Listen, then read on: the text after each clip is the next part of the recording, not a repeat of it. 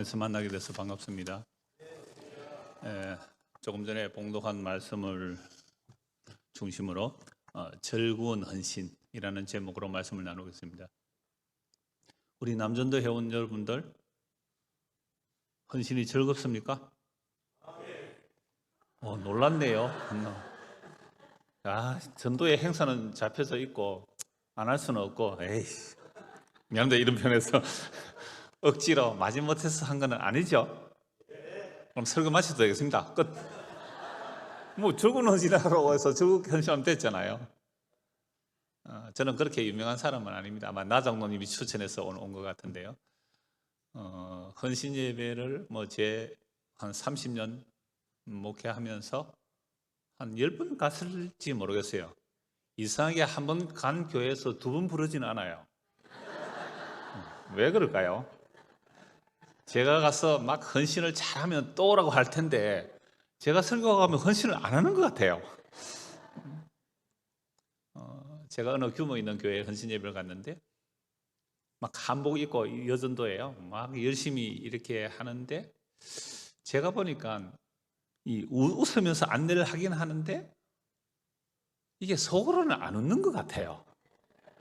그러니까 막 즐거운 헌신을 하는 것 같은데 저는 잘 모르죠. 사람의 속을 제가 어떻게 압니까? 여러분, 사람의 영은 그 사람의 영역은 모르거든요.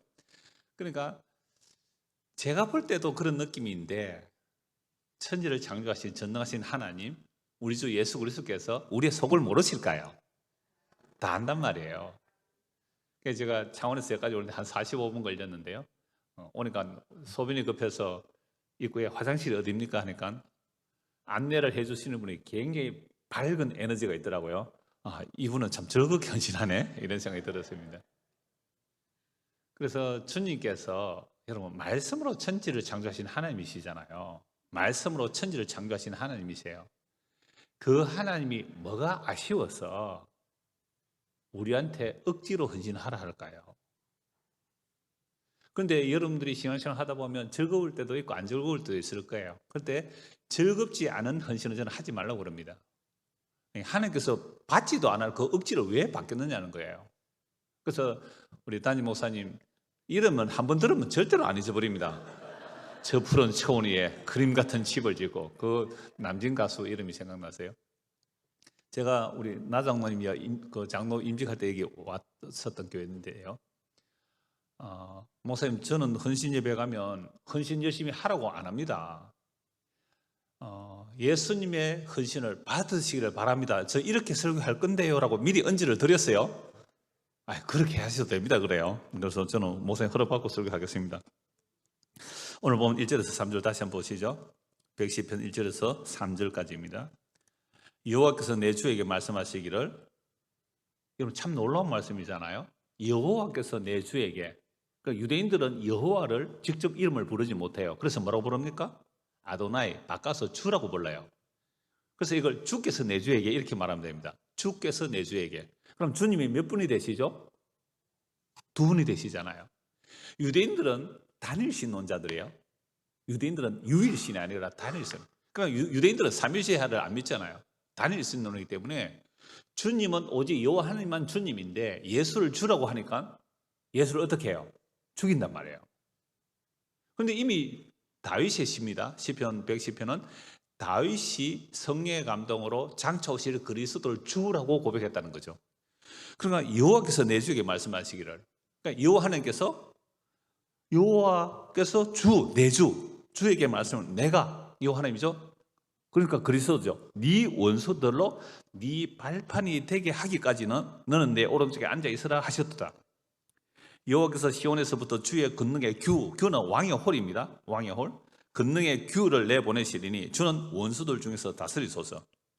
그러니까 지금 누가 오신다는 얘기예요? 그리스도. 히브리 말로는 메시아고 헬라는 그리스도죠. 메시아. 예수가 온다는 약속이에요. 예수가 그리스도로 오시는 약속이거든요. 그러면 그 그리스도가 오셔서 전쟁하는 거예요. 전쟁. 그래서 전쟁해서 승리하시기 때문에 그 전쟁하신 전쟁의 승리의 결과로, 여호와의 전쟁입니다. 여호와의 전쟁의 승리의 결과로 3절이 나오죠. 주의 권능의 날에. 그러니까 원수들을 이겨야 돼요. 원수를 이기고 났을 때에 권능이 나려 주의 백성이 거룩한 옷을 입고 절거히 헌신하니 새벽 이슬 같은 주의 청년들이 주께 나오는도다. 여기 새벽 이슬 같은 청년 세 번역을 보면 새벽 이슬이 맺히듯이 즐겁게 헌신한다 이렇게 나와요. 자, 그러면 남전도 회원들이 청년이 없더라고요. 그런데요, 여러분들 이렇게 생각할 수 있잖아요. 목사님 나는 청년 아닌데요, 나 즐겁게 헌신 안 해도 되겠네요 이러잖아요. 그럼 전도서 12장 1절에 보면 청년의 때에 너는 창조주를 기억하라는 말씀이 있어요. 그럼 언제가 청년의 때냐 하면요, 청년의 때라는 것은 그 전도서 12장 이어지는 말씀 보면 이런 말씀이 나옵니다. 나는 아무 낙이 없다고 하기 전까지는 청년입니다. 나는 아무 낙이 없다. 밥을 챙겨서 밥 드세요 그래요. 나 밥 먹을 낙이 없다. 늙은입니다. 밥맛이 아직 있습니까? 그러면 청년입니다. 약간 높은 데 올라가면요, 다리가 후들후들 떨려가지고 겁이 나서 못 간다. 그거 늙은이라 그래요. 여러분들 걸음으로 교회 오셨죠? 할머니 청년입니다. 할머니가 아니고 우리 자매님. 전도사 한번 찾아볼까요? 안 찾아도 알겠죠? 이게 옛날 번역인데 새 번역으로 보면요, 그러니까 맷돌 가는 소리가 들리지 않고 이렇게 나옵니다. 그건 이빨이 다 빠져가지고 음식을 못 씹는다 그래요. 그러니까 새 소리가 들리지 않는다는 것은 기가 막혀서 안 들리는 거예요. 그러니까 오늘 오후 예배까지 오신 여러분들은 청년입니까 늙은입니까? 그렇죠, 청년이에요. 이제 막 아무 낙이 없다. 먹는 것도 귀찮고 예배당 가는 것도 귀찮고 다 귀찮다. 만사 귀찮다. 이거 늙은이거든요. 그래서 여러분들 다 젊은이입니다. 그런데 이제 젊은이들이 어떻게 즐겁게 헌신하느냐라고 하면 메시아가 오셔서 전쟁해서 승리하셔야 그 결과로 즐거이 헌신하는 자들이 나오는 거예요. 우리의 헌신이 먼저가 아니라 하나님의 헌신이 먼저라는 겁니다. 이어지는 4절에서 7절까지도 보시죠. 여호와는 맹세하고 변하지 아니하리라. 여러분, 모든 성경은 하나님의 약속입니다. 구약, 옛날 약속, 신약, 새 약속. 여러분, 구약에서 뭘 약속하죠? 메시아가 오실 거야. 메시아가 올 거야. 메시아가 오셔서 하나님의 약속을 다 이룬다는 게 구약이잖아요. 그럼 신약은 뭐예요? 메시아가 오셨다. 그분이 무엇으로 다 이루었어요? 주보 보니까 십자가에 돌아가고 했더라고요. 오후에 십자가에서 다 이루신 거잖아요. 여러분, 예수님의 십자가는요, 유대인들이 볼 때는 어떤 죽음이에요? 신명기 말씀에 의하면 나무에 달려 죽은 자는 저주받아 죽은 죽음이에요. 그러니까 유대인들은 누가 봐도 예수는 저주받아 죽은 죽음이기 때문에 메시아로 안 믿어요. 그 당시 로마가 세계를 지배하고 있을 때 로마인들이 볼 때는 헬라 철학에 능통한 사람이잖아요. 헬라 철학은 너무나 미련하고 어리석은 죽음이에요. 로마를 반역하다가 죽는 죽음이잖아요. 누가 봐도 저주받아 죽는 죽음이고 미련하고 어리석은 죽음이 십자가에서 예수님 뭐라고 말씀하세요? 다 이루었다. 뭘 다 이루었어요 그게? 뭘 다 이루었어요? 그거 다 이루었다는 거잖아요. 그 다 이루심이 요한복음 보면 세 가지 나와요. 내가 나무에 들리면 영원한 생명을 줄 거야. 요한복음 3장에 나옵니다. 모세가 노뱀을 들었듯이 내가 십자가에 들리면 영원한 생명을 줄 거야가 요한복음 3장이에요. 요한복음 8장에 보면요, 내가 그인 줄. 예수님 이렇게 말씀하시죠. 내가 바로 근이라. 이거 히브리말로 에고에미예요. 헬라어로 에고에미. 구약에는 여호와의 이름의 뜻이거든요. 나는 스스로 있는 자다. 내가 그인 줄 너희가 믿지 않으면 너희는 너희 죄 가운데 죽으리라. 요한복음 8장에 나옵니다. 그러니까 예수가 누군지 알지 못하면, 그래서 예수를 믿지 않으면 너희는 너희 죄 가운데 죽으리라. 이 말씀을 예수님께서 이방인에게 하셨어요? 유대인들에게 하셨어요? 유대인들에게. 유대인들은 여호와님 안 돼요. 메시아도 안 돼요. 그들에게 내가 그인 줄, 내가 그 메시아인 줄 너희가 믿지 아니하면 너희는 너희 죄 가운데 죽으리라. 그러므로 내가 들려야만 내가 그인 줄 너희에게 알게 해주겠다라고 말씀하셨어요. 세 번째, 요한복음 12장에 보면 내가 들리면 너희를 나 있는 대로 이끌어 올릴 거야 라고 말씀하는 겁니다. 이게 십자가로 다 이루었다는 요한복음 세 가지 내용이거든요. 십자가에 다 이루심으로 우리에게 영원한 생명을 주시고 예수 그리스도가 누구신지 알고 믿게 해주시고 그리고 우리를 예수 그리스도의 십자가로 이끌어가요. 그런데 이 땅에서는요, 예수님의 십자가로 이끌려가는 모습이 저 사람 왜 저렇게 갑자기 망했지? 저 사람 왜 갑자기 뭐 사고가 났지, 병들었지, 혹 저주받은 거 아니냐라는 모습으로 얼마든지 보일 수 있습니다. 이러면 좀 겁나는 사람 있을 수 있을지 모르겠습니다만 그 겁나는 일이 아니거든요. 그러니까 그 저주받아 죽은 예수의 십자가에서 다 이뤘다는 그 복이 도대체 뭐냐? 그래서 십자가에 죽으시고 부활 성취하셔서 성령 임한 사도들이 전하는 복음의 내용이 이 시편 110편의 말씀이 예수 그리스도께서 다 이뤘다고 전하는 겁니다. 그래서 다시 4절에서 7절 보시죠. 여호와는 맹세하고 변하지 아니하시리라 이르시기를 너는 멜기세덱의 서열을 따라 영원한 제사장이라 하셨도다. 주의 오른쪽에 계신 주께서 그의 노하시는 날에 왕들을 쳐서 깨뜨리실 것이라. 자, 1절에서는 여호와께서 내 주에게 말씀하시죠. 내가 네 원수들을 네 발판대기 할 때까지 너는 내 오른쪽에 앉아 있으라 라고 말씀하셨어요. 그런데 그 오른쪽에 계신 그 주님께서 뭐 하신다고요? 멜기세덱의 반차를 따라, 옛날엔 반차라 그랬죠. 서열을 따라 오신 제사장인데 이분이 주의 오른쪽에 계신 주께서 누구예요? 그리스도잖아요. 메시아. 그가 노하시는 날에 왕들을 쳐서 깨뜨리실 것이라. 나라를 심판하며 시체로 가득하게 하시고 여러 나라의 머리를 쳐서 깨뜨리시며 길가의 시냇물을 마심으로 그의 머리를 드시리로다. 시편 110편은 전쟁이에요. 전쟁. 그러니까 왕으로 오신 분, 그분이 멜기세덱의 서열을 따른 대제사장이라고 말씀합니다. 그래서 신약에서 마태복음 22장 41절 46절 말씀을 보시면요, 바리새인이 모이서 예수님이 이렇게 말합니다. 그리스도가 누구의 자손으로 오겠느냐라고 물으시죠. 바리새인들은 성경 박사들입니다. 문자적으로 성경 박사들이에요. 예, 그리스도는 다윗의 후손으로 옵니다 라고 대답을 해요. 예수님께서 뭐라고 말씀하시죠? 그래, 그렇다면 다윗이 성령의 감동으로 그리스도를 주라고 고백했는데 이게 어디에 나오는 말씀이죠? 시편 110편 1절이에요. 주께서 내 주에게 말씀하시기를, 그럼 다윗은 성령의 감동으로 이미 여호와 외에 여호와 오른편에 계신 그 주를 보고 나의 주라고 고백을 했는데 어떻게 그리스도가 다윗의 후손이 되겠니? 라고 물으셨잖아요. 유대인들이 이 성경 알고 있어요, 평소에. 그런데 그 오른편에 계신 그 주가 예수라는 것을 믿지 않는 거예요. 하늘의 보좌 우편에 이미 계셨던 그 주님이 예수라고 믿지 않는단 말이에요. 유대인들은 성경 박사라고 그랬잖아요. 외우고 있다고, 이런 내용들. 그런데 예수님께서 시대에 죽으시고 부활 성취하셔서 성령이 임하게 되니까 성령만 사도들이 110편 1절을 가지고 복음을 전합니다. 그 주께서 내 주에게 말씀하신 그 주가 누구라고요? 너희가 십자가에 못 박혀 죽인 그 예수라고요. 그 예수가 지금 다시 살아나셨고 주가 되셔서 온 세상을 다스리고 계신다라고 전하는 겁니다. 두 가지 반응.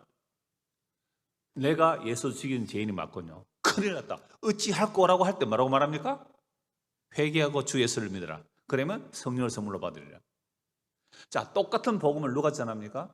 사도행전 2장에서는 베드로가 전하죠. 사도행전 7장에서는 스데반 집사가 전합니다. 똑같은 설교를 하니까 돌을 들고 스데반을 돌로 쳐 죽이죠. 그러니까 똑같은 복음인데 어떤 사람들은 회개하고 예수를 믿는 자가 있고 어떤 사람들은 복음 전하는 자를 돌로 쳐서 죽이는 자들이 나와요.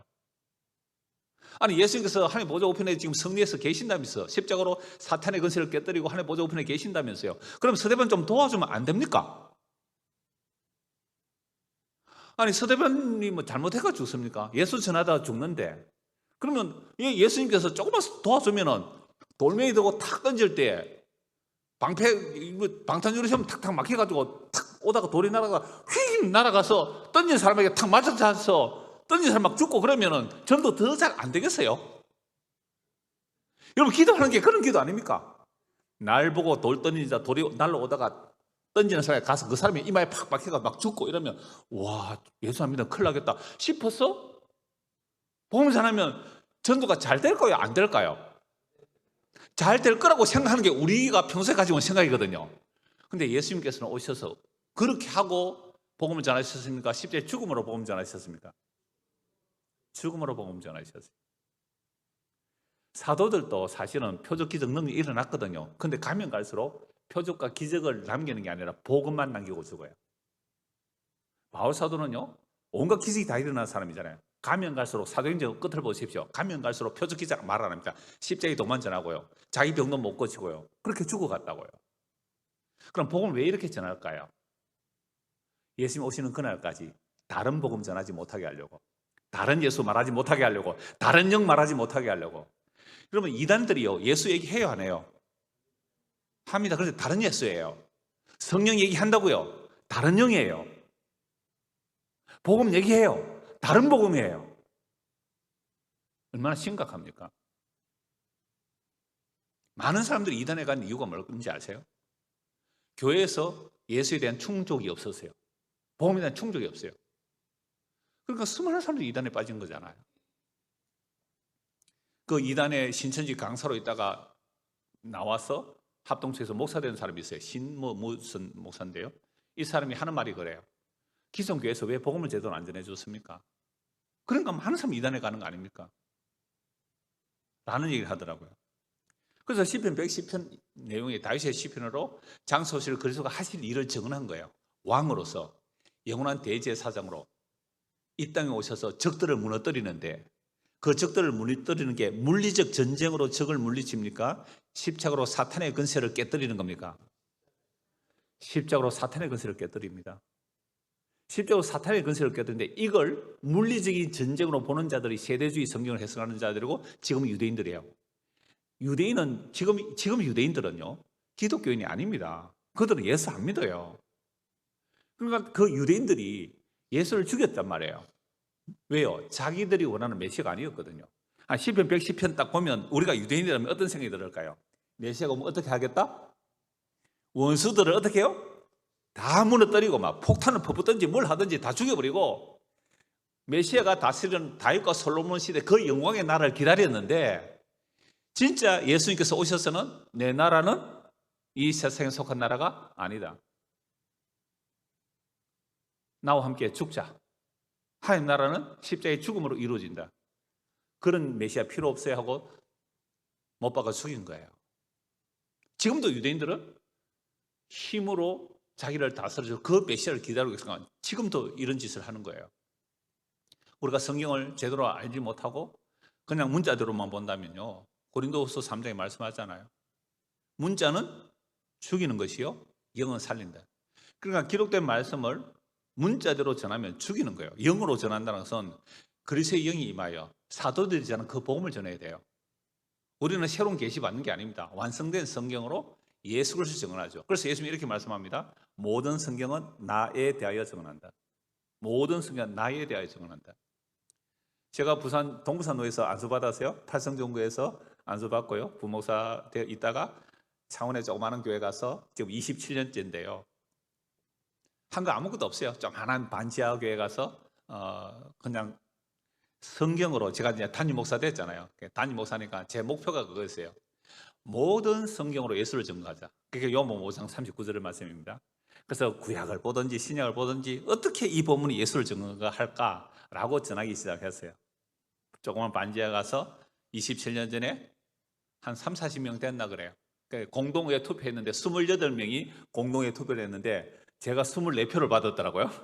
4명은 반대하고요. 와, 어떻게 알았냐니까요. 세상에 칠판에 적어놨는데 가니까 28명 찬성, 4명 반대, 이걸 적힌데 지우지도 안 했더라고요. 공동의회 했는데. 그래서 알았죠. 그때 제가 처음 가서 설교한 내용이 이건데요. 출애굽기 15장 설교를 했어요. 출애굽기 15장은 홍해 바다 건너서 찬송하는 내용이거든요. 주께서 구속하신 백성을 주의 힘으로 약속의 땅에 넣어주시리라. 그러니까 출애굽한 이스라엘 백성들이 자기 믿음으로 약속의 땅에 못 들어간다고요. 믿음으로 간 사람 몇 사람뿐이에요? 2사람. 60만 명 중에 2사람이에요. 30만 명 중에 1명이라고요. 그래서 주께서 자기 백성을 주의 힘으로 약속의 땅에 들여놓으시는데, 그 목적이 뭐냐면, 왜 어린 양의 피로 구원해 내시는가? 왜 애굽에서 종살이하는 자들을 어린 양의 피로 구원하는가? 물론 아브라함과 이삭과 야곱의 언약하셨기 때문에 구원해 내시죠. 그래서 모세 때 출애굽을 하고 나오는 목적이 뭐냐면, 하나님이 자기 거할 처소 만들기 위하여. 출애굽기 15장에 13절에 나와요. 어린 양의 피로 구원하여 낸 것은 하나님이 뭐 만들기 위해서요? 하나님이 자기 처소, 하나님이 자기 집 만들기 위하여. 하나님이 거할 곳이 없어서 그렇게 하겠어요? 어린 양의 피로 구원받은 백성들 안에 하나님이 사시려고. 그래서 주여 이곳은 주께서 세우신 성소로서이다 라고 말씀하고 있어요. 그럼 오늘 신약시대에 예수의 피로 우리를 구원한 목적이 뭘까요? 예수의 피로 저와 여러분들을 구원한 목적이 뭘까요? 아이고 너희들 고생 참 많이 했다. 부산 사람이라서 사투리 있어서 좋아요. 경상도 사람이라서 좋은데요. 사투리 있어도 잘 알아들으시니까 아이고 너가 참 수고 많았다. 이제 천국 가서 걱정 근심 없이 편안하게 잘 살아. 그렇게 천국 데려가시려고 우리를 구원하셨을까요?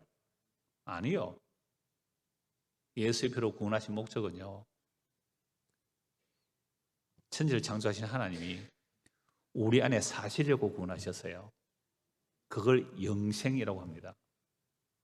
예수님께서 성령을 보내주시면 이렇게 말씀하세요. 성령을 보내면 그 날에 너희가 알게 될 텐데 내가 네 안에, 네가 내 안에, 내가 아버지 안에 있음을 너희가 알리라. 우리가 예수를 믿는다는 것은요, 예수의 피로 구원받은 자들을 신부라 그러고요, 그리스도의 몸이라고 그러잖아요. 그러니까 우리가 다 한 지체예요. 여기는 높고 낮음이 없어요. 단지 섬기는 직분일 뿐이에요. 목사와 장로가 높고 낮은 그런 개념이 아니잖아요. 이 기능상의 직분일 뿐이지 신분상에는 한 몸으로 부름받았다고요. 이런 말씀들을 다 성에서 전하고 있죠. 그래서 제가 27년 전에 가서 그렇게 전했더니 한 25년쯤 되니까 제가 오늘 목사님과 잠시 그런 교제를 했는데요. 목사님도 강의 설교해서 제가 굉장히 기뻤어요. 저는 홈페이지 있는 줄 몰랐는데 목사님 전화 받고 찾아보니까 홈페이지 나와서 목사님 설교 제가 몇 편 드렸거든요. 그래서 강의 설교하고 계셔서 너무 반갑더라고요. 강의 설교하고 있어서 너무 반가워요. 그래서 제가 그렇게 설교 쭉 하고 있었더니 지금은 뭐 예배당도 옮겼는데요.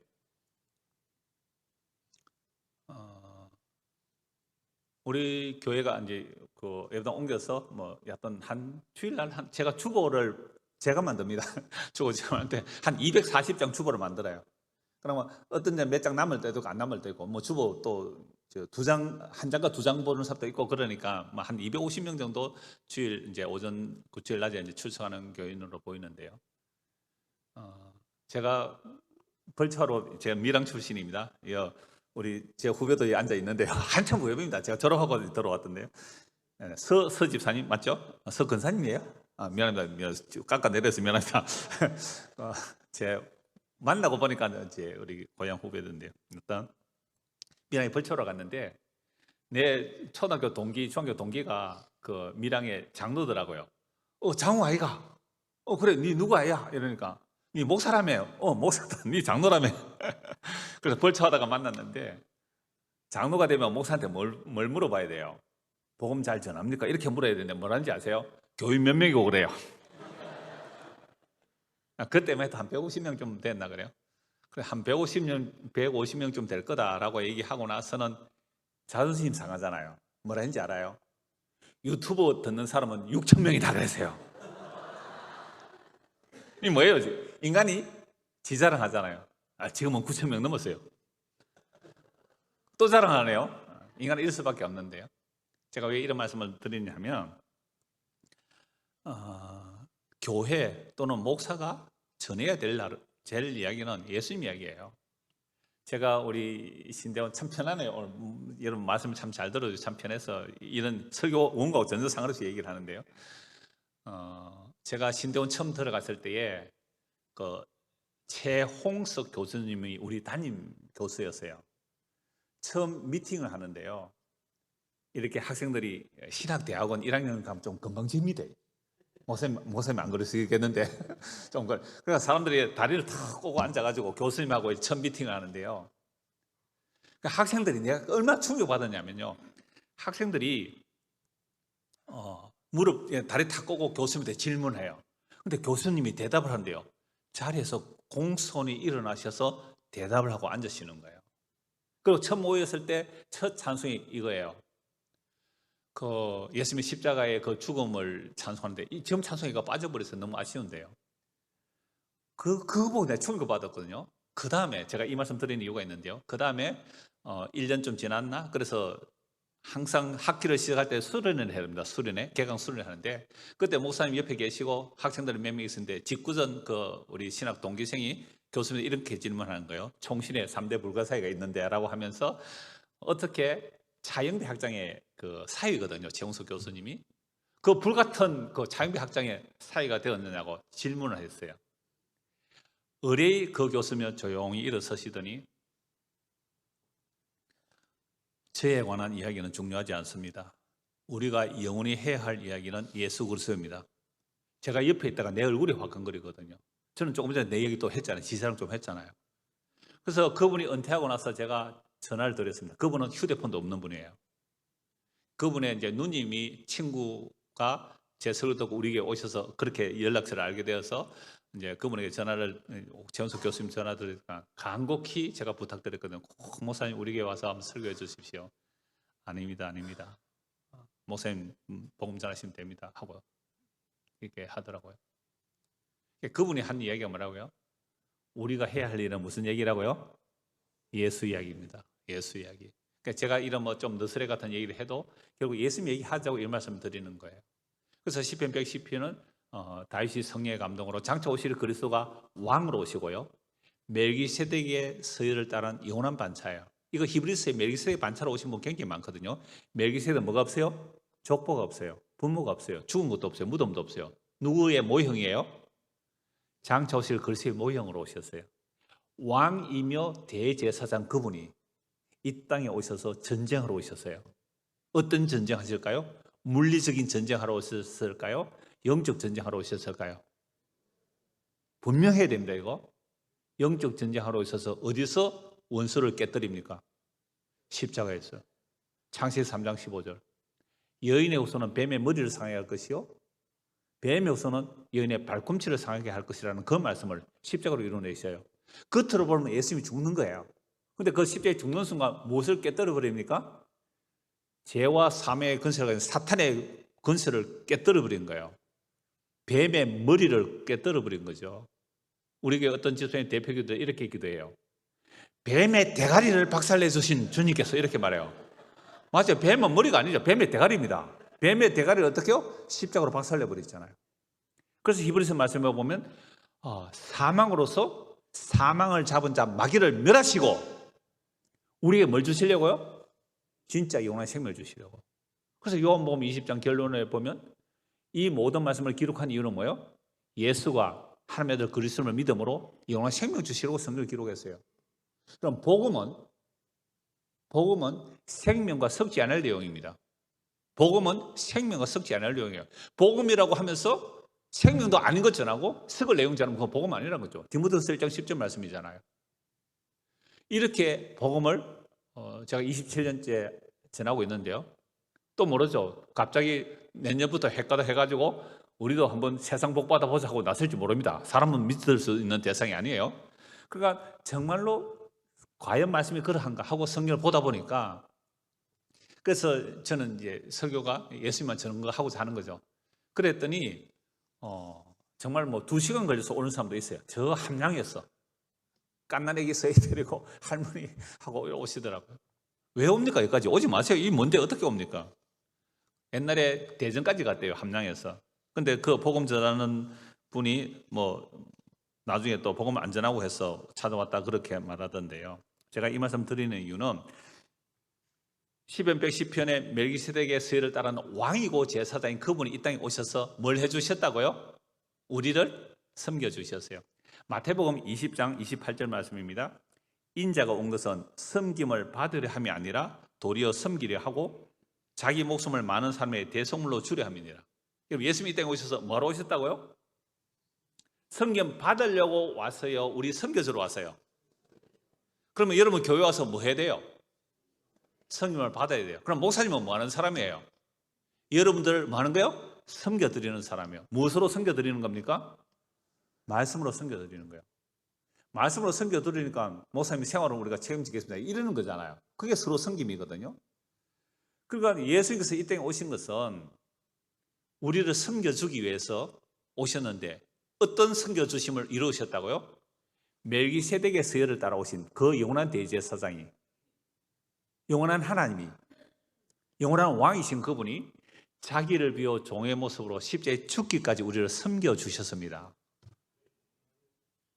그 섬김을 받아들이는 것, 이걸 믿음이라 그래요. 여러분들 입원해 보신 적 있나요? 예를 들어서 교통사고 나서 막 팔다리 다 부러진 사람이 병원에 입원했어요. 의사가 오는데 그 의사가 치료를 하려고 하는데 이 팔다리 다 부서진 사람이 의사 도와달라고 막 이렇게 거들면 어떻게 해요? 거들어들이면 의사가 뭐라 그럴까요? 가만히 좀 있거라. 내가 너를 섬겨줘야 되지 않겠니? 내가 너를 섬겨줘야 되지 않겠니? 그래서 우리가 주님의 섬김, 주님의 헌신을 받아들이는 것을 믿음이라 그래요. 그런데 바리새인들은요, 예수님의 섬김을 안 받으려고 했어요. 하나님이 잘 섬겨드린다고 자기는 의롭다고 생각했으니까 이들이 예수를 죽인 죄인들이에요. 세리와 죄인과 창기들은요, 예수님 이렇게 말씀하셨잖아요. 나는 건강한 자는 누가 필요 없어요? 건강한 사람은 의사가 필요 없지만 병든 자가 의사가 필요하잖아요. 그러니까 나는 뭐하러 왔다고요?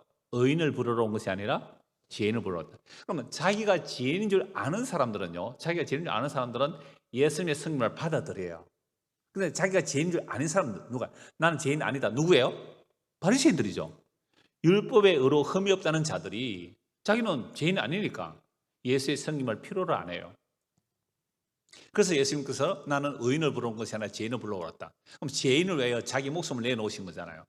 이게 인자는 섬김을 받으려 함이 아니라 섬기려 하고 많은 사람을 위해서 내 목숨을 대속으로 내주겠다고 오신 분이잖아요. 그런데 우리가 예수님의 섬겨주심을 알지 못하고 내가 먼저 주님을 섬겨드리려고 하잖아요. 모든 이단들의 특징은 행위구원입니다. 그러니까 이단들의 그 건물과 단체들 한번 보십시오. 그냥 헌신을 지어지 않는 거예요. 왜 그렇게 열심히 헌신시키는지 아세요? 제가 여기 저 자천동에 제자로 교회가 있어요. 그 제자로 교회 제 중학교 동창이 수석 장모님이라서 헌신 예배 강사로 초청해요. 저는 뭐 유명해서 가는 게 아니라 그렇게 가는 겁니다. 헌신 예배. 거기 가서 똑같은 본문을 설교했는데 전혀 다른 내용이었는데요. 그때 헌신이라는 단어가요. 헌신이라는 단어가 네다바라는 거예요. 히브리 말로 네다바. 그러니까 네다바 그러니까 갑자기 네다바이가 생각나는 거예요. 뭐요? 우리 60대 이상은 네다바이 다 알아요. 제일 젊으시면 네다바이 뭔지 아세요? 모르죠? 일본 말이에요. 사기친다는 거예요. 그래서 제가 어려서 밀양이고 부산에 삼촌집이 있어서 수정동에 얘기할게요. 수정동 성결교회인데요. 거기 어릴 때 한 번씩 가고 했는데 우리 성모가 어릴 때 하는 얘기를 제가 아직도 기억하고 있어요. 어떤 여집사가 왔는데 진짜로 헌신을 잘한 거예요. 그러니까 모든 교인들이 인정할 만큼 최고로 열심히 잘하고, 그리고 무슨 행사 있으면 돈을 막 목돈 내놓고 말이죠. 담임 목사도 막 인정하고 그랬잖아요. 근데 이분이 나중에 개를 모은 거예요. 믿을만 하잖아요, 개를. 나중에 사기치고 갔대요. 뭐 당했어요? 헌신을 잘 했는데 내다보기 당했어. 그때 제가 제자로 가요 몇 년 전에 설교했는데요. 그때 서울의 강남의 순복음교회인가 큰 교회에서 500억을 사기친 군사가 있었어요. 500억. 내가 그 어떤 정부의 비자금들을 관리해 주는 사람이다. 내한테 투자하면 이자를 많이 준다. 해서 거기 500억, 강남에 부자들 많은가 봐요. 500억을 사기쳤잖아요. 신문에 나왔어요. 보신 분. 그러니까 헌신 잘못하면 뭐 당해요? 내다보기 당한다고요. 모든 이단들이 그렇게 헌신을 강조하는 이유가 뭐예요?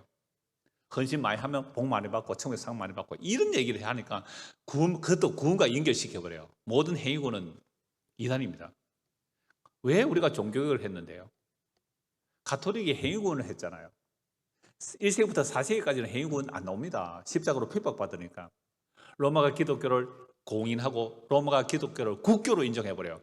힘 있는 기독교가 되니까요. 황제하고 교황을 세우려면 돈이 필요하잖아요. 그래서 헌금하는 것만큼 복 받고 구원받는다. 이래가지고 마틴 루터와 칼빈이 종교개혁을 해가지고 아니요, 구원은 오직 은혜라고 얘기했거든요. 그러니까 오직 은혜고 오직 주님의 성령을 받으세요.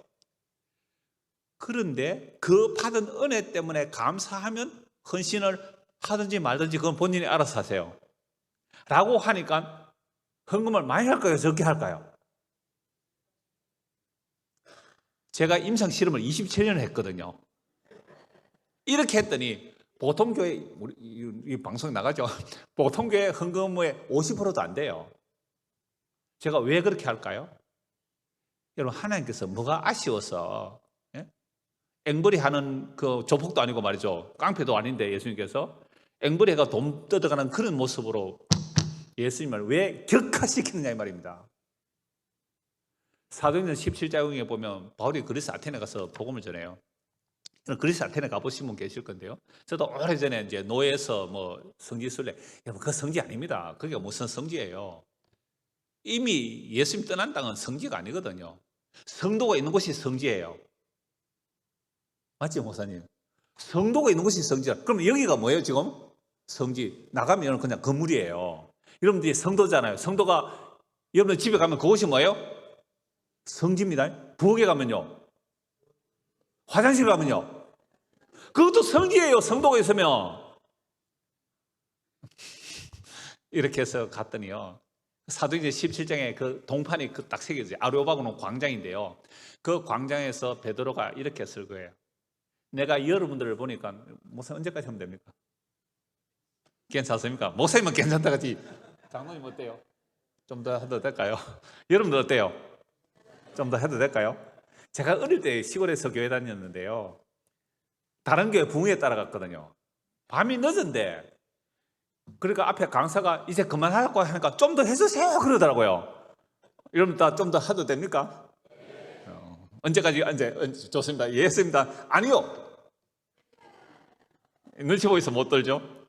혹시 급하신 분은 가셔도 됩니다. 약속 있는 분은요. 조금만 더 할게요. 제가 여러분 좀 뭡니까?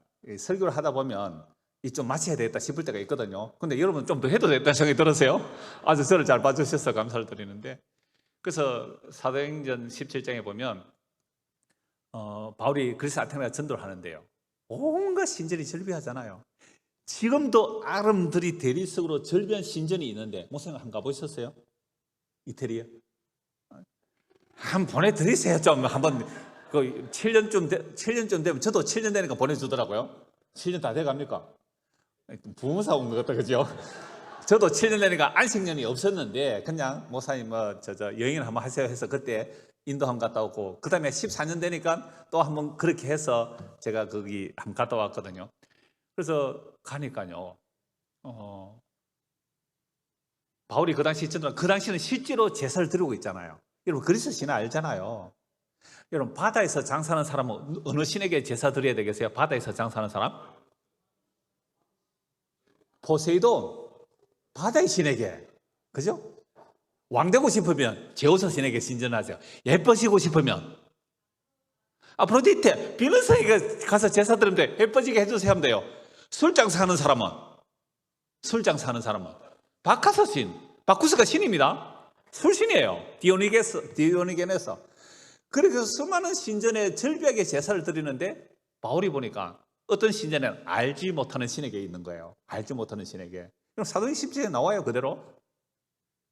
그래서 바울이 이렇게 말합니다. 내가 여러분들을 보니까 참 종교성이 많군요. 여러분, 알지 못하는 신에게 왜 신전 만들어 놓고 거기에 제사 드렸을까요?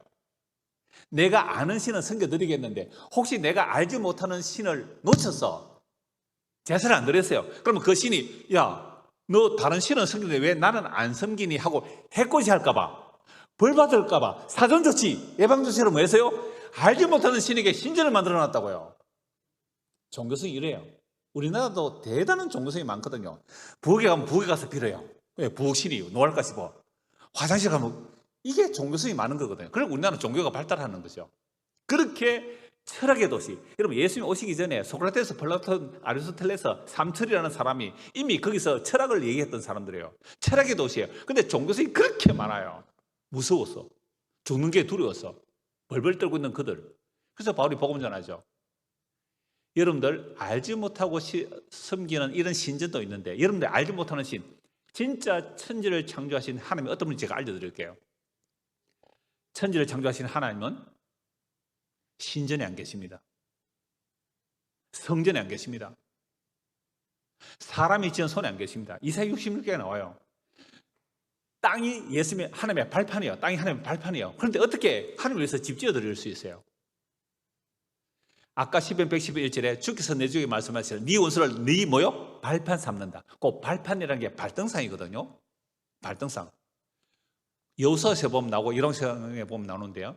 고대 전쟁은 전쟁을 해서 왕들을 이기잖아요. 그럼 이긴 왕이 진 왕을 어떻게 해요? 목을 밟아버립니다. 그게 발등상. 구두들 때 발 올리는 거 있죠? 그게 발등상이에요. 푸스톨. 그러니까 그 발등상을 만들어버리는 거예요. 그런데 어떻게 사람이 하나님 위해서 신전 지어 드리겠느냐? 하나님은 신전에 안 계신다. 그 다음 말씀.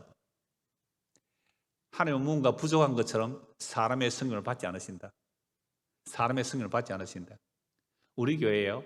어떤 장로님인데 오셨어요. 주일학교로 뭐 30년 교사를 했다 그래요. 사도행전 17장 설교하니까 목사님 제가 성경을 여러 번 봤는데요. 사도행전 17장에 이런 말씀 있는 거 처음 봤어요. 그래요. 장로님이 학생들을 당신 도대체 주일학교 뭘 가르쳤어요? 네, 그랬어요. 여러분 종교성이 무너집니다. 사도행전 17장 이 말씀만 하면 종교성이 다 무너지네. 사도행전 17장 22절 25절이거든요.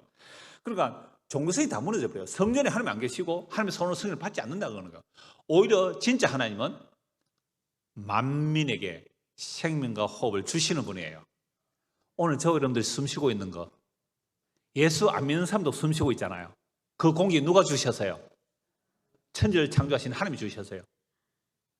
이 햇빛을 값없이 햇빛을 이 비타민 D 합성하면 햇빛 봐야 되잖아요. 그 태양이 없으면 곡식이 하나도 안 자랍니다. 이 태양 누가 주셨어요? 하나님.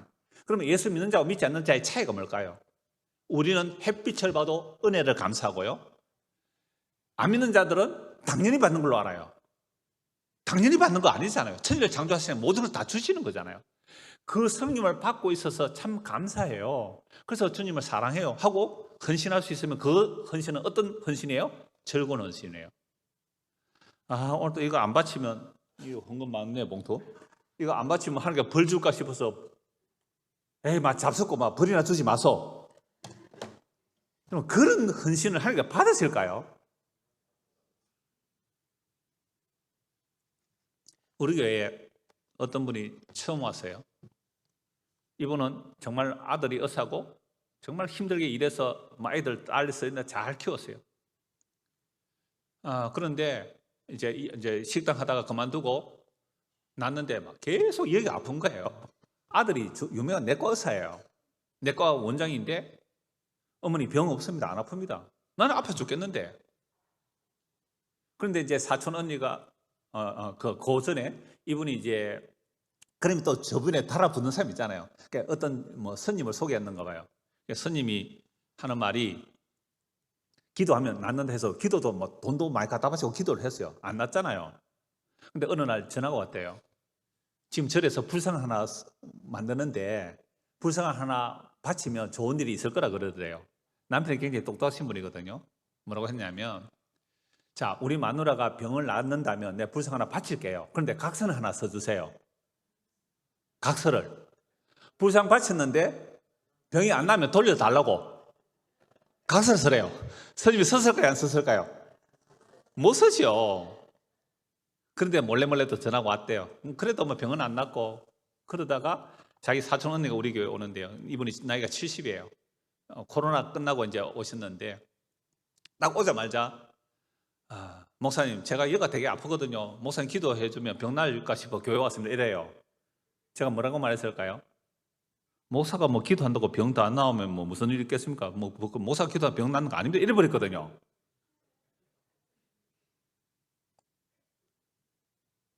그래서 그날 집에 가서 남편이 묻더래요. 그 목사가 뭐라 그러더노? 뭐 목사가 뭐 기도해 준다고 병 나는 거 아니라 하더라. 남편이 그 목사 진짜 목사다. 교회 가라. 그래가 열심히 나고 세례까지 받았어요.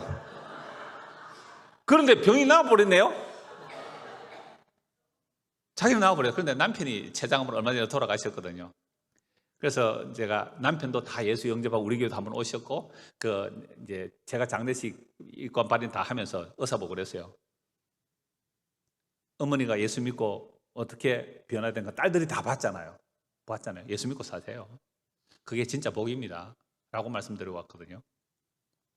그래서 사도행전 17장 이 말씀 드렸어요. 제가 그분들에게. 그 사람들은 종교라 하면 뭘 생각할까요? 신에게 정성을 바쳐서 소원한 것을 받아내자. 그렇게 나오는 거죠. 이게 거래하는 거죠. 이게 로마서 11장 32절 이하에 보면 누가 먼저 주께 드려서 갚으심을 받겠느냐 이 말이죠. 만물이 다 주의 거예요. 원래 주님 것을 주님께 드려놓고 뭘 드렸다고 말합니까?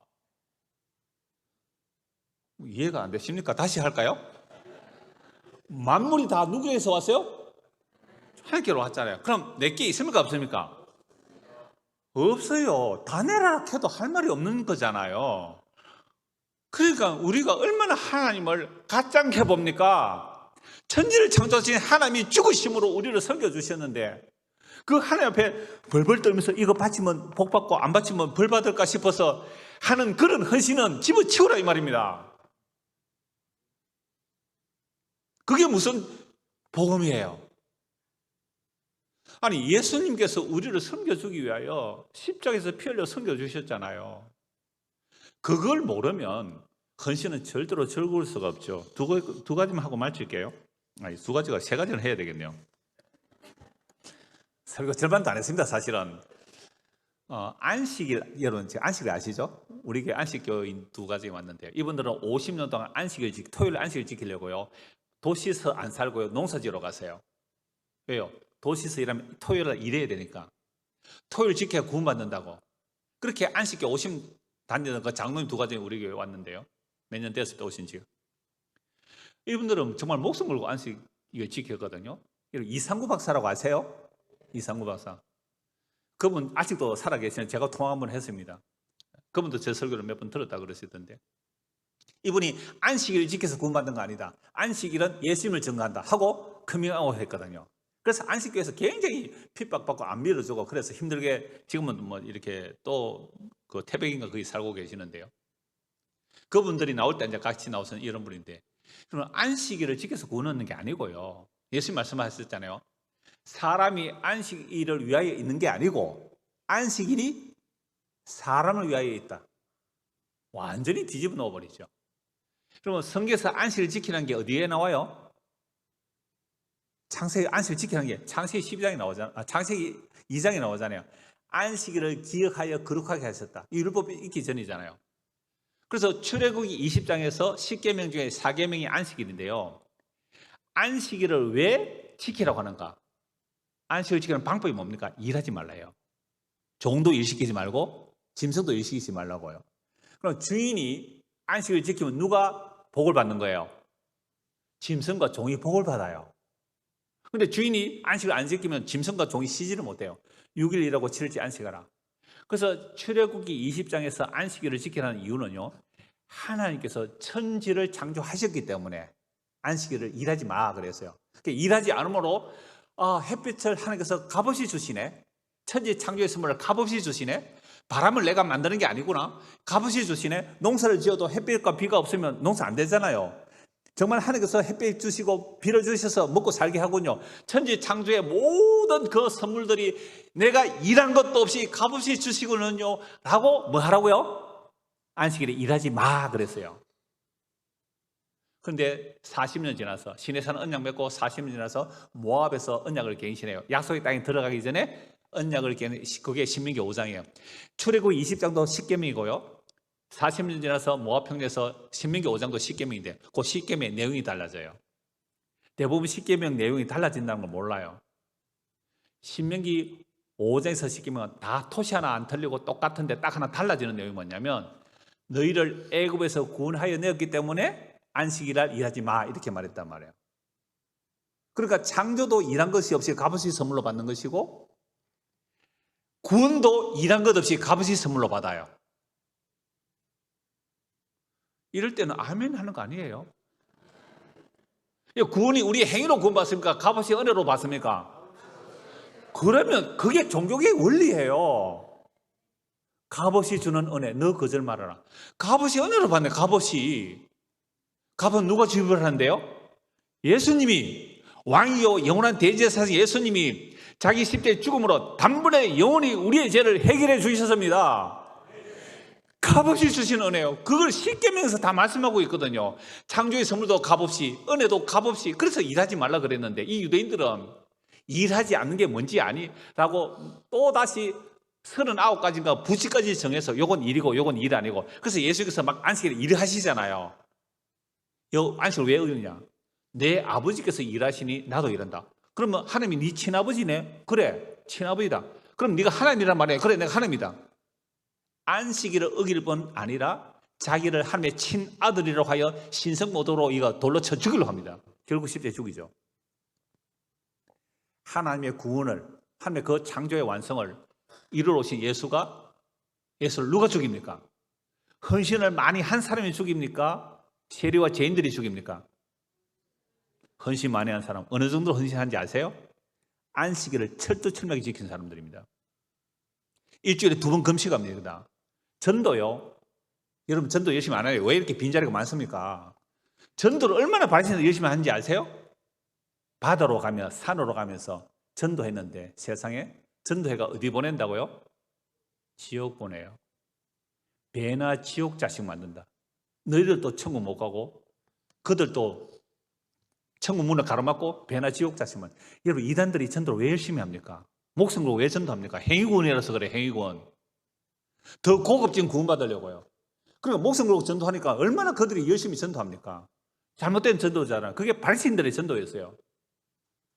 그들이 값없이 주시는 은혜를 베풀려고 오신 예수를 배척해요. 그런데요, 그 예수님의 값없이 주신 은혜를 누가 기쁘게 받아들입니까? 2가지 얘기하고 마칠게요. 어떤 바리새인 시몬이라는 사람이 예수를 식사에 초대했어요. 유대인들은 원래 식사에 초대하면 뭘 해줍니까? 발 씻을 물을 드리고, 그죠? 발 씻을 물을 드리고, 발 씻겨드리고, 기름을 머리에 부어줍니까? 그리고 입 맞춰요. 그게 손님에 대한 최소한의 예의예요. 근데 바리새인 시몬이 예수를 초대했어요. 그가 아무것도 안 했거든요. 식사 중에 어떤 동네에서 제일 많은 여인이 와요. 그럼 동네에서 제일 많은 여인은 어떤 여자일까요?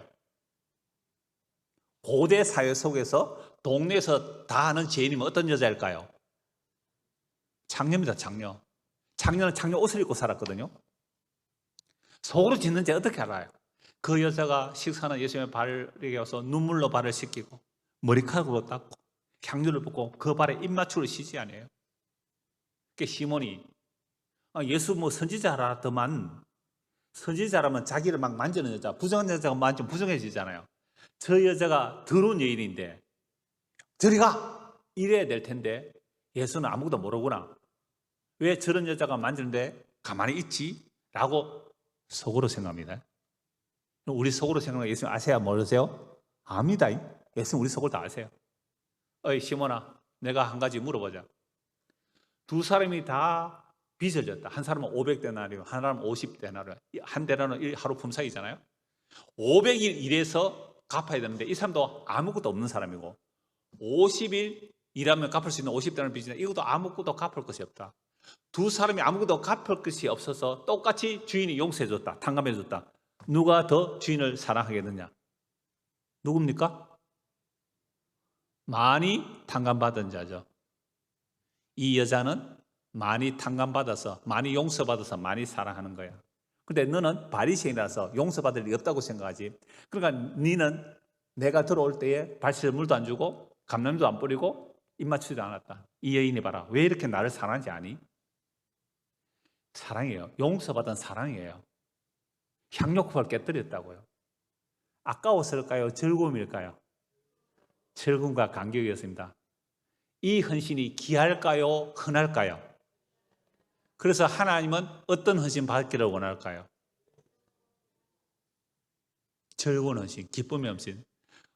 그럼 아까 제가 찬양대 일남대 특성이 뭐였어요? 하나님의, 나 물구했거든요. 하나님의 은혜로 이 쓸데없는 자. 그럼 목사요. 저는 목사님 잘 모릅니다. 저는 정말 쓸데없는 자 맞아요. 저 같은 사람 아니라면 훨씬 더 주님의 일이 잘 이루어졌을까요? 정말 쓸데없는 자를 왜 불러줬을까요? 저는 이렇게 말해요. 나 같은 쓸데없는 자를 불러신 것은 나를 자랑하러 온 게 아니라 나 같은 쓸데없는 자도 주님의 보혈이 임하게 되니까 점도 없이 티도 깨끗하다고 해주시는 그 주님의 보혈의 능력을 증거하기 위해서 이 자리에 선 겁니다. 나같이 쓸데없는 자가 어떻게 장로가 다 됐어요? 나같이 쓸데없는 어떻게 권사가 다 됐어요? 나같이 쓸데없는 자가 어떻게 화장실 청소를 다 해요? 지금은 교인들이 좀 많아서 청소들 다 분담해서 제가 거의 손은 안 댑니다만은 제가 한 10여 년 정도는요, 화장실 청소 나가면 제가 다 했습니다. 그래서 교인들은 뭐, 목사님 화장실 휴지 떨어져서 이래요. 아, 예. 채워놨다고요.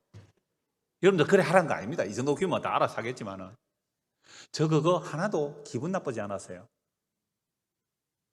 아니, 그리스의 몸된 지체들이 와서 뭐 예를 들어 100명 중에 예수님 한 사람이 있다면 그 한 사람이 화장실을 사오는데 그 화장실을 청소하는 것은 내가 그리스의 몸을 섬기는 기쁨이에요.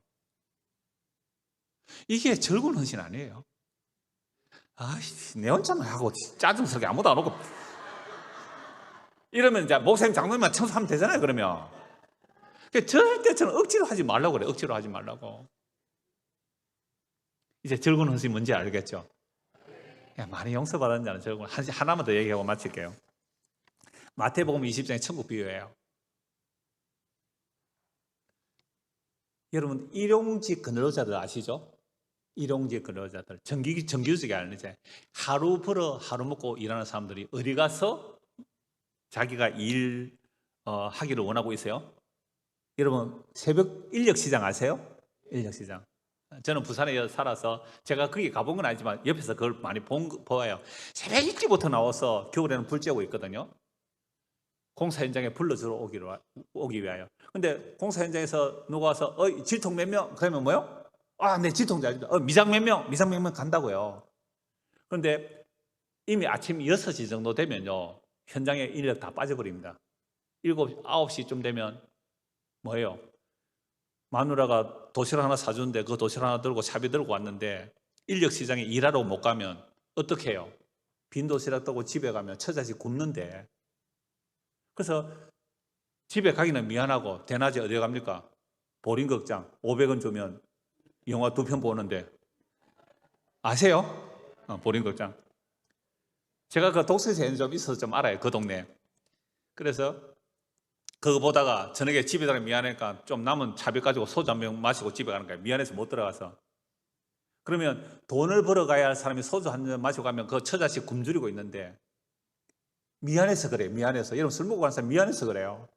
거기 가면 그 처자식이 공포스러울 거 아니에요. 이게 일용직 근로자의 서러움이에요. 그래서 마태복음 20장에 보면 너무 잘 나오잖아요. 다 놀고 있는 자들이 새벽 일찍 시장터에 가보니까 여러분 일용직 그 노동시에 놀고 있는 사람이 있어요.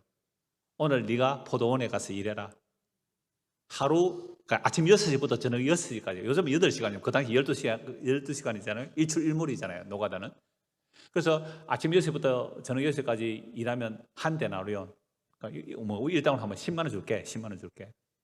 일용할 노동자가 10만 원 받으면 요즘도 우리 10만 원 정도 받으면 한 뭐 라면 살 사고 연탄 한 장 사고 이렇게 하면 며칠은 먹을 수 있잖아요. 여러분 12시 아침 일찍 가서 부름을 받을 때 그 사람은 어떤 기쁨, 어떤 마음일까요? 아이야 됐다 오늘. 내가 오늘 하루 열심히 일하면 내 사랑하는 처자식 며칠은 먹여 살릴 수 있겠지. 신나서 일을 했어요. 주인이 아침 9시에 오보네요. 놀고 있어요. 일해라. 상당한 양을 줄게. 12시 일해라. 오후 3시 마지막 오후 5시 1시간 남겨도 불렀어요. 자, 그런데 6시에 일당을 줘요. 놀랍게도 주인이 1시간 일한 사람 얼마 줘요? 10만 원 줘요. 10만 원. 1시간 일했는데 3시간 일했는데 10만 원 줘요. 그러니까 12시간 일한 사람 어떤 마음이 들을까요? 나는 종일 때부터 일했으니까 좀 더 줄 거지 라고 생각하고 있는데 똑같이 10만 원 주네요. 화가 나요 안 나요? 그래서 따졌어요. 아니 주인님 1시간 일하는 사람하고 12시간 일하는 사람 어떻게 똑같이 줍니까? 그때 예수님 뭐라고 말씀하세요? 내가 너한테 뭐 잘못한 것 있니? 너 12시간 일하면 10만 원 준다고 약속했지 않니? 네 끼나 받아서 가라. 내가 선함으로 네가 나를 악하다고 하느냐? 이 사람도 처자식 있는 사람이다. 1시간 일해서 만 원 받아가서 어떻게 살겠니? 그래서 내가 좋아서 10만 원 주는 거야. 이게 천국 비유입니다. 그러면 그걸로 생각해 보세요. 1시간 일하는 사람은요, 11시간을 걱정과 근심과 고통 가운데 살아서요. 11시간을 걱정과 근심과 고통 가운데 살았어요. 내가 오늘 일 못하면 내 눈에 넣어도 아프지 않아요. 저 토끼 같은 새끼들이 굶주릴 건데 11시간을 걱정하고 근심하다가 1시간 일하면 단돈 10,000원이라도 받아가면 밀가루도 한 포대 사가면 아들 수제비라도 끓여 먹이면 안 굶길 건데 1시간 동안 기뻐해서 1시간 동안 오후 3시에 일한 사람 9시간을 걱정, 근심, 불안해서 했어요. 오늘도 내가 일을 못하면 내 처자식 굶주릴 건데. 그렇다면 12시간 일한 사람은 12시간 동안 뭘 받은 거예요? 얼마나 기뻤을까요? 12시간 기뻤다고요. 여러분 교회 오래 다녔습니까? 부교계 2대 3대를 다녔습니까? 내가 이렇게 오랫동안 교회 헌신봉사했는데 사람들이 나를 건사로도 안 찍어줘. 날 장로로도 안 찍어줘. 신경질 나, 딴 교회 갈 거야. 이게 12시간 일하는 사람이에요. 아니요. 내가 뭐라고? 이 쓸데없는 자를 장로로 시켜줬네요. 여러분 12시간 40년 동안 그 용서받은 그 기쁨을 누리는 거예요.